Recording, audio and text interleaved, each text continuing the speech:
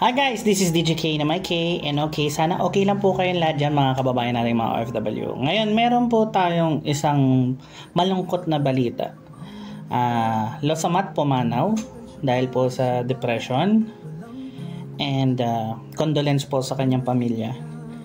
Ngayon po, meron tayong isang viral issues na nangyayari sa mga kapwa natin vloggers na galit po sila sa vlogger na ang pangalan po ay Storya ni Juan versus OFW people. So, ang nangyari po is naglabas na nga po ng ng panayam ang nanay po ni Losamat at tatay niya.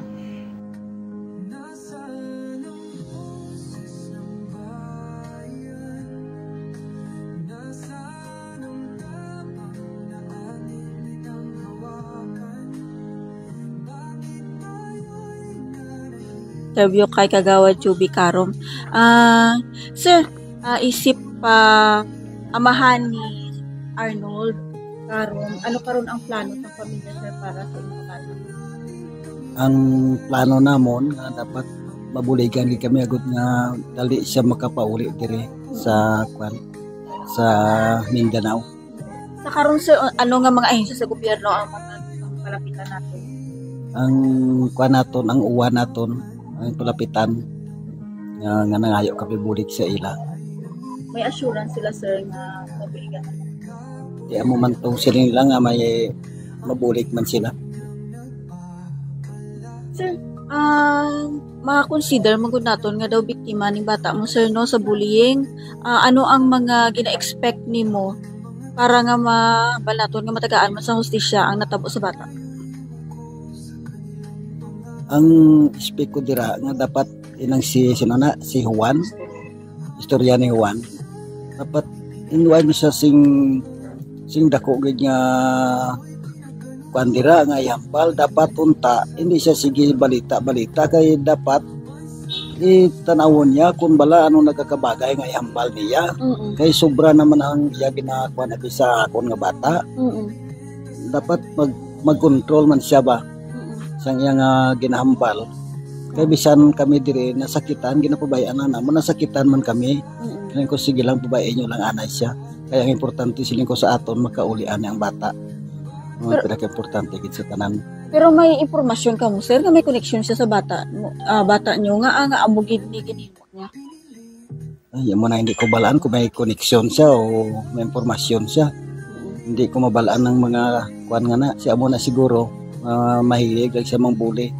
Kay suno sa balita daw mo ng trabaho niya na pangbuli niya ang mga iban nga mga vlogger niya nga kaupod.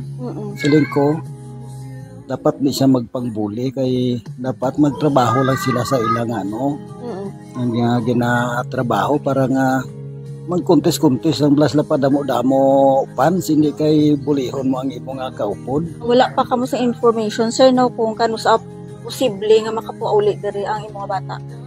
Wala pa gid kay sa subong ginapangitaan pa kami sang mga papilis niya parehas ang sinumar kaya mo to ginlakat sang bata ko kaina tong PSA. Iban pa gid nga mga papilis. Kinahanglan matapos man namon kay may limit to siya bi. Nga kon hindi nila makuha dito ipalubong nila kung amo na masakitan man kami kay dapat papuli o ginamon ang amon nga kwandire nga patay. And halos lahat po ng vloggers binabash po si Storya ni Juan. Ang the sad part of it is hindi akalain ni Juan na marami siyang makakalabang tao. Marami siyang vloggers na makakabangga dahil sa awareness niya daw na pagbabalita, which is nangyari po yung pagbablog niyang yon, which is last month regarding po Losamat, which is may inilabas po siyang information na hindi niya muna kinompronta si Losamat.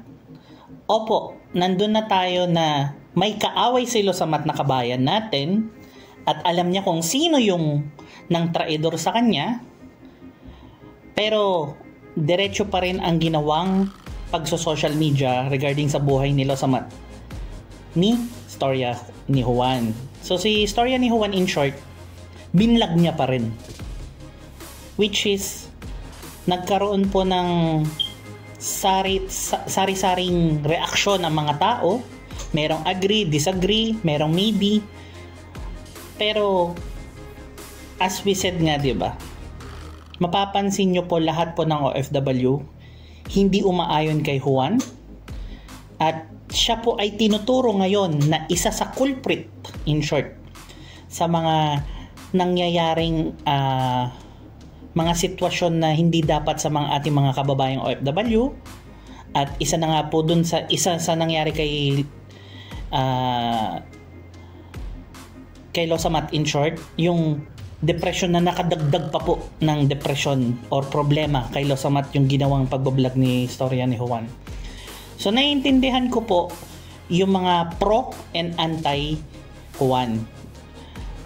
Ang akin lamang po, sana po, as other vloggers said, we should know what's our limitation.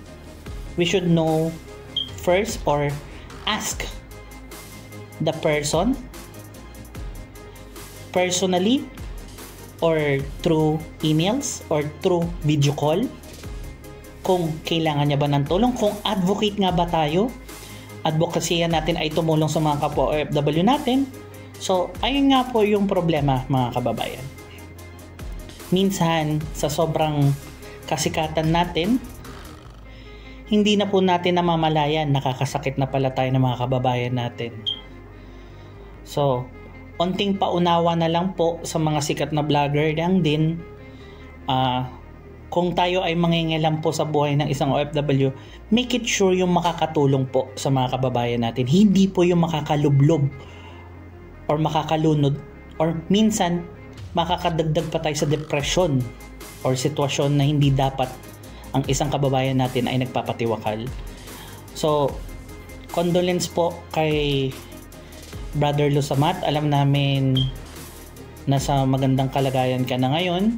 Alam namin yung bigat at problema na iyong nararamdaman, at yung mga magulang mo, nakikita namin yung sadness nila talaga sa pagkawala mo. Your family and friends and loved ones, maraming nagluluksa on your behalf. Maraming salamat po sa mga kapwa OFW vloggers na patuloy na sumusuporta po sa pamilya at kay Losamat itself at sa mga kaibigan niya po. Sana po ito po ay magbigay ng isang leksyon at aral sa mga kapwa nating vloggers at OFW na dapat po ay nagtutulungan tayo, hindi po dapat tayo ay naghihilaan sa putik. So sana po maging isang aral to na minsan ang content natin pag-aralan, research properly, talk with the source itself, legit o hindi. Yung mismong OFW na may problema, kausapin. Instead na pakatulong tayo, wag tayong dumagdag sa problema, in short. So maraming salamat po. And God bless to everyone. And this is DJK na my K. Okay, and God bless. See you on my next video. Bye guys. God bless po. And kay Losamat, kaibigan, brother, marami nagmamahal sa yung mga kababayan nating OFW. God bless to you. But this I can assure you, my presidency will take care of you. Wala kayong dapat alalahanin.